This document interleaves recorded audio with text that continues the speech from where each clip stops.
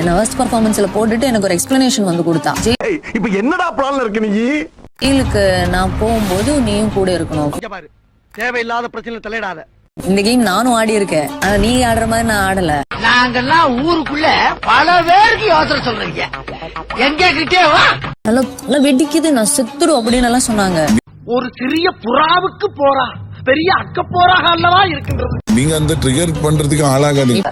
சொன்னதை சமத்தா கேட்டுக்கிட்டீங்கன்னா வரும்போது குச்சி மிட்டாயும் குருவி ரொட்டியும் வாங்கிட்டு வருவேன். ஓகே.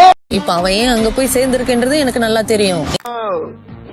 நான் சாதாரண ரவுடி இல்ல, மிகப்பெரிய ரவுடின்னு காட்டுறதுக்காகத்தான் வாண்டடா வண்டியில ஏறி வந்தேன். எனக்கு அவங்களே வந்து பிரஜ்னோ கேமுக்கு யூஸ் பண்ணன்ற மாதிரி தான் எனக்கு ஃபீல் ஆகுது. இப்படியே பேசிட்டு இருந்தீங்கன்னா உனக்கு பைத்தியம் தாண்டா பிடிக்கும். பயந்தோடுறேன்னா என்ன வேணா நினைச்சுக்கிட்டோம், எனக்கு எந்த கவலையும் கிடையாது. நான் நல்லா பண்றனோ இல்லையோ, ஆனா நீ நல்லா பண்ற. நீ நினைக்கிறது நான் கிடையாது. நாங்கெல்லாம் ஸ்மெல் பண்றதாக பேச பார்த்து கண்டுபிடி.